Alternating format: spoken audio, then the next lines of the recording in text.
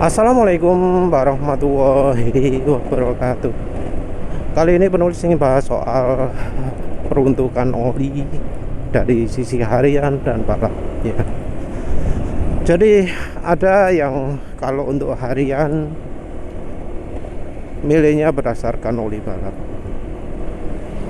tapi penulis beda karena jelas kebutuhannya beda, pemakaiannya beda, rentang RPM beda, kebutuhan antara torsi dan horsepower juga beda. Jadi kalau boncengan itu dentuman tenaganya, torsinya yang dibutuhkan. Tapi kalau sudah melawan angin, kecepatan tinggi, horsepower yang dibutuhkan. Nah, bedalah kebutuhan antara orang yang jalan nyantai dengan yang jalannya gaspol bisa terusan. Beda lah antara orang yang butuhnya tanjakan dengan yang akselerasinya luar biasa, jalan datar. Lawang untuk harian saja, rekomendasi penulis antara jalan datar dengan jalan tanjakan itu beda, nggak sama. Jadi kalau jalan datar penulis rekomendasikan Mesran SAE40, untuk tanjakan Mesran B40. Nah, untuk balapan apa penulis rekomendasikan itu oli-oli tersebut juga? Kalau mau yang maksimal enggak ya. Oli-oli yang penulis rekomendasikan untuk balapan mungkinnya FK Power, Petronas, Amsoil ya. Apa mana sih? Kayaknya itu ya. Mungkin ada yang ngomong ya, ini tim balap ini kalau apa jenenge memilih oli, dia pakai analisa oli. Padahal yang dipakai analisa oli cuma uji partikel, cuma uji yang menunjukkan partikel apa saja yang ada di olinya.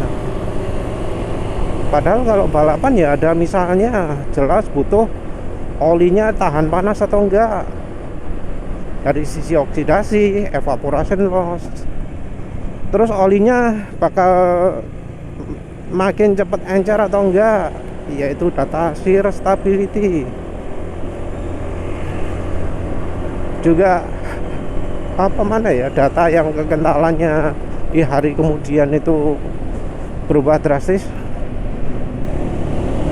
Gak ono wae. Yang jelas kalau uji oli itu nggak bisa cuma uji partikel saja. Bahkan bisa jadi uji partikel itu tidak bisa mencerminkan kemampuan oli sebenarnya. Mungkin bisa kelihatan, oh fosfornya sekian, zinknya sekian, oh kira-kira ZDDP-nya sekian. Oh ini apa jenenge selain boron, oh ya ada boronnya gitu ya. Nah, kalau soal moli beda lagi.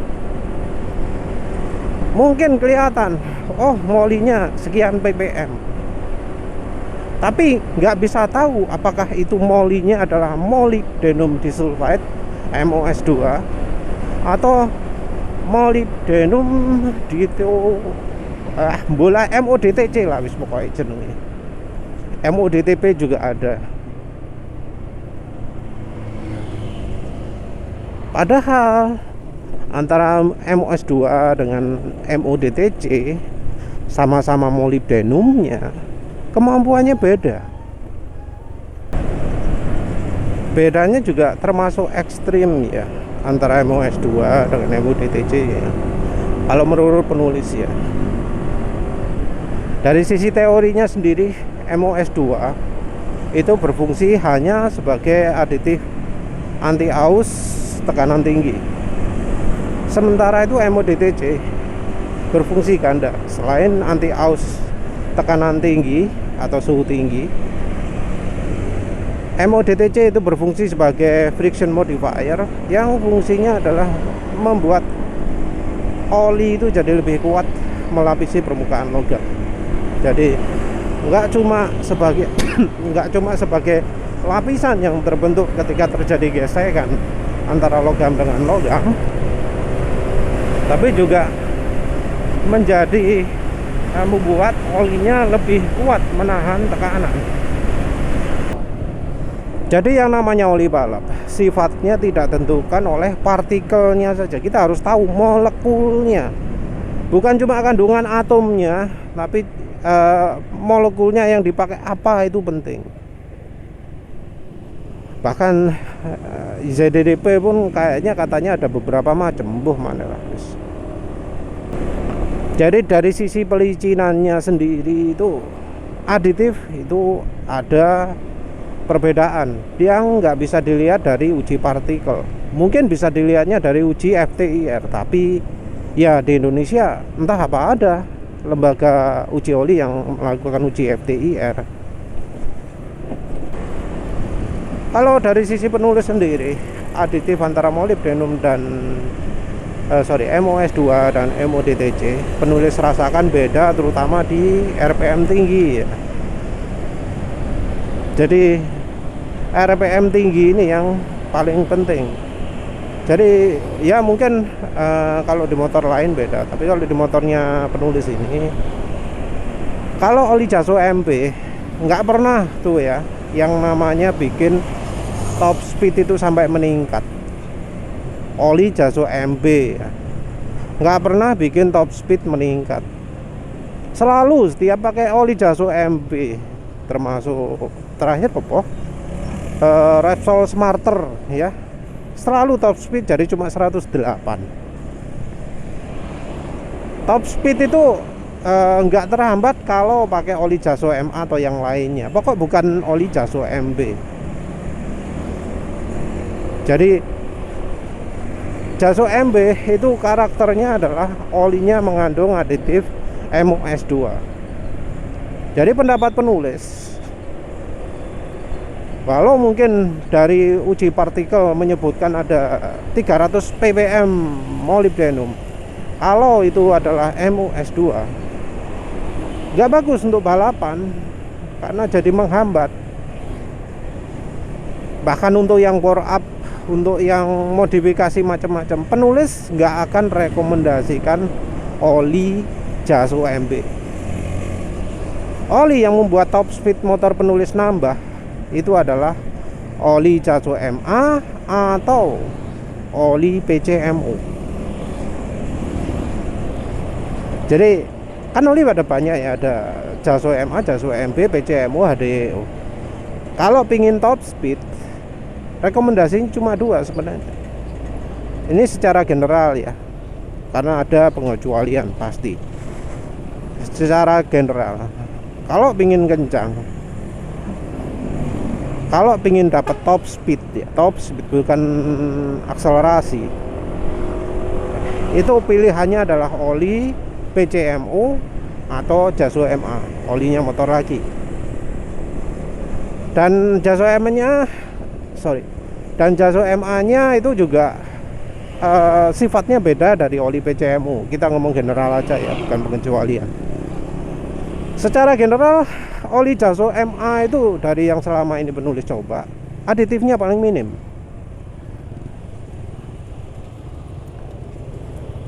Dari satu merek, antara oli Jaso MB, Jaso MA, PCMO, HDEO, yang paling minim aditif itu adalah oli Jaso MA.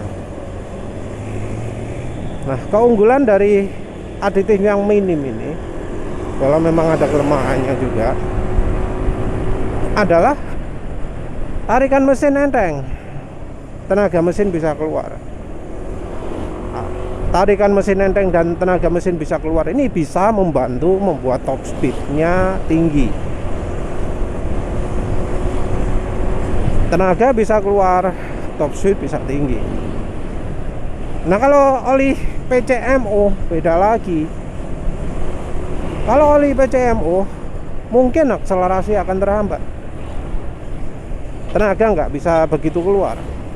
Tapi oli PCMO itu mengandung aditif yang membantu membuat kendaraan itu makin licin di RPM tinggi. Jadi kendaraan di saat gaspol itu terasa makin lama makin licin, sehingga top speed itu bisa naik ya. Tentu nggak semua PCMO ya. Penulis ngomong general, artinya oli yang layak pakai, yang rumusnya sesuai. Artinya ya sesuai dengan teknologi yang sekarang. Tentu ada pengecualian seperti misalnya Petronas Sprinta. Itu penulis agak kaget karena ya selain tenaga bisa keluar, di RPM atas juga licin. Jadi top speed bisa tinggi ya, naik ya. Motor yang ini normalnya top speednya 113 bisa sampai 115, 116. Ini tentu penulis ngomong dalam kondisi duduk ya. Kalau merunduk ya beda lagi, top speednya nggak segitulah pastinya. Mungkin sampai 123 bisa lah. Tapi kita ngomong dalam kondisi duduk tegak kayak gini ya. Ini penulis pasang kamera di dada ya. Jadi kalau nunduk kelihatan kayak gini loh. Wes, tahu bayangannya ya. Itu kalau ngerunduk kayak gitu.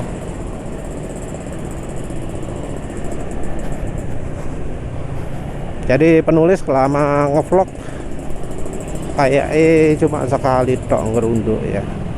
Helmnya juga nggak mendukung ini ya, karena ada anti silaunya, ada hidungnya.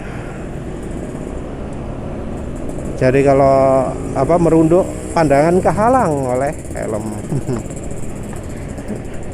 Helmnya juga bukan helm sport ya, jadi pandangan mata ke atas itu kehalang oleh listnya, kehalang sama karetnya.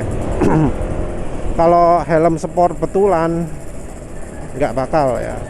Kalau helm sport betulan, pandangan ke atasnya nggak akan kehalang ya. Itu penulis masih jelaskan soal aditif. Kita belum ngomong soal bahan olinya. Nah, oli itu rumit ya, rumit karena bisa campurannya macam-macam. Bahan juga minim dibedakan menjadi 3 ya. Oli mineral yang cepat jadi encer, oli mineral yang cukup stabil, terus oli PAO. Oh ya, ada ester juga. Wah, ribet banget. Nah, ini membuat oli itu perilakunya jadi berubah, bisa ekstrim. Jadi perubahan kekentalannya bisa beda-beda. Ada oli yang dari berangkat sampai pemakaian 20 km itu perubahan kekentalannya sedikit, dan berubah kekentalannya cuma di misalnya 2 km pertama berubah sedikit, atau berubah pelan-pelan. Berubah kekentalan kok ngomongin, ulangi. Jadi oli itu ada yang perubahan kekentalannya sedikit, ada yang perubahan kekentalannya banyak selama perjalanan. Ada oli yang kalau dipakai pelan kekentalannya tidak banyak berubah, tapi begitu kencang banyak berubah. Ada juga oli yang walau dipakai pelan kekentalannya banyak berubah. Nah, kayak gini nih bikin apa ya, bikin olinya perilakunya bisa sangat berubah sesuai dengan pemakaian. Orang yang terpaksa jalannya cuma maksimal 50 ya, kayak siapa? Uban Gunawan atau Sibun ya, terutama beruban Gunawan ya, itu kan lalu lintasnya kayak gitu ya, susah untuk sempat kencang ya. Itu tentu efeknya bakal beda dengan kalau misalnya penulis gitu, kalau ada jalan langsung nguak gitu ya, sering-sering bisa jalan 80, itu beda lah. Beda dari pemakaian, juga beda dari perubahan kekentalan. Ada yang 2 km pertama kental terus langsung jadi encer setelah 2000 km. Ada yang baru dipakai 500 km sudah encer. Ada yang butuh sampai 20 km baru jadi makin encer ya. Dan itu pun ada yang perubahan encernya banyak, ada yang sedikit. Belum lagi dari tipe bahannya. Oli ada yang film strength-nya kuat, ada yang film strength-nya lemah. Yang jadi masalah adalah kekentalan yang tertera di botol oli itu biasanya bersifat ring ya. Ring artinya kisaran antara sekian dan sekian. Kita bisa dapat 20-50 yang kental, 20-50 yang encer, 10W30 kental, 10W30 encer. Ada juga yang lebih banyak lagi terjadi di Indonesia, yaitu kekentalan nggak sesuai tulisan di botol. Jadi olinya tulisannya 20W50, tapi ketika diuji ternyata lebih encer daripada SAE40, lebih encer daripada 10W40. Ada itu ya. Kalau di Indonesia itu banyak, karena memang lembaga uji oli nggak kayak PQAE di Amerika. Orang uji oli juga seringnya nggak pakai nunjukkan kinematic viscosity, uji partikel loh. Oh ya, soal kemampuan oli tadi bisa dicek juga dari shear stability juga ya, yang soal kemampuan jadi encernya itu. Tapi ya intinya oli balap itu nggak bisa cuma mengandalkan uji partikel atau uji gesek. Uji partikel udah penulis jelaskan sebelumnya. Kalau uji gesek mungkin lebih cocok kepakai contohnya AMSOIL yang mengkritisi uji gesek. Karena di video AMSOIL tersebut ditunjukkan bahwa sabunnya rambut ya, sampo itu diuji gesek itu angkanya bagus sekali.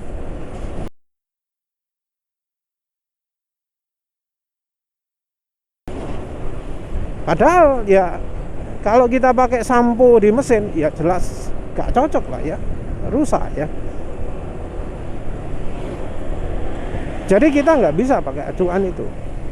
Jadi ya namanya balap, harus trial error, harus dicoba di lintasan, dicek hasilnya, coba lagi, dicek hasilnya. Ya sama lah seperti orang melakukan nyetel dyno ya.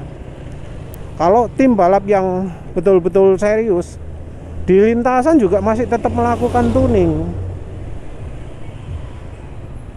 Walau sudah dilakukan uji dyno berkali-kali, tetap kalau di lintasan masih tetap melakukan tuning. Karena kondisi lapangan nggak sama dengan dyno kan. Bisa aja hujan, bisa aja panas, bisa aja dataran rendah, bisa aja dataran tinggi. Nggak bisa satu dyno bisa untuk semua kondisi. Dari tim MotoGP pun juga gitu. Makanya kadang kita lihat di lintasan satu pembalapnya mengeluh banyak spin ya, banyak merosot. Tapi di lintasan lain ngomong akselerasi ini gak enak, gak iso melayu motor. Kenapa? Karena dari timnya melakukan perubahan ECU. Beda lintasan, beda ECU, Mas. Nah, sama halnya dengan oli. Oli itu ya kalau untuk balap ya nggak mungkin lah pakai satu untuk semua, mesti nih. Mesti ada, kalau lintasan ini pilih oli yang ini, lintasan ini oli yang ini. Untuk drag race di tempat yang sama, oh itu ya harus coba-coba lagi. Kendaraannya beda dari asalnya yang misalnya Honda Beat, ganti ke drag race-nya RX King, beda. Ganti ke drag race-nya GL, ya beda. Dan penulis lupa ya jelaskan bahwa kalau untuk balapan, penulis sama sekali nggak rekomendasi oli HDEO. Kenapa? Karena namanya aditif terlalu banyak itu nggak bagus. Jadi penulis nyebut tadi oli Jaso MB itu nggak bisa kencang. Salah satu alasannya karena aditifnya kakean.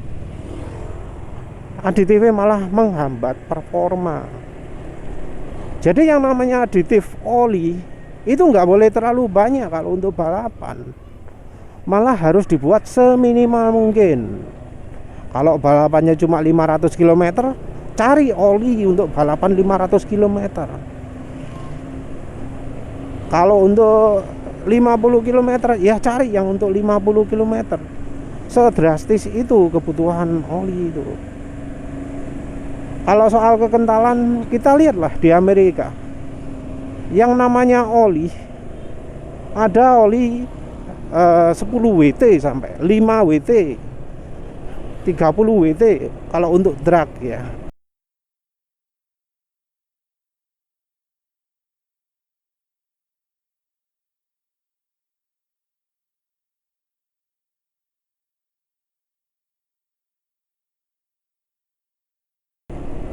Kenapa sampai seperti itu? Ya karena untuk drag kebutuhan olinya itu harus siap pakai jalan langsung jos. Jadi pakai oli kental yang dibutuh dipanasi itu terlalu lama. Karena kadang menyalakan mesin drag juga beresiko mempertinggi kemungkinan aus.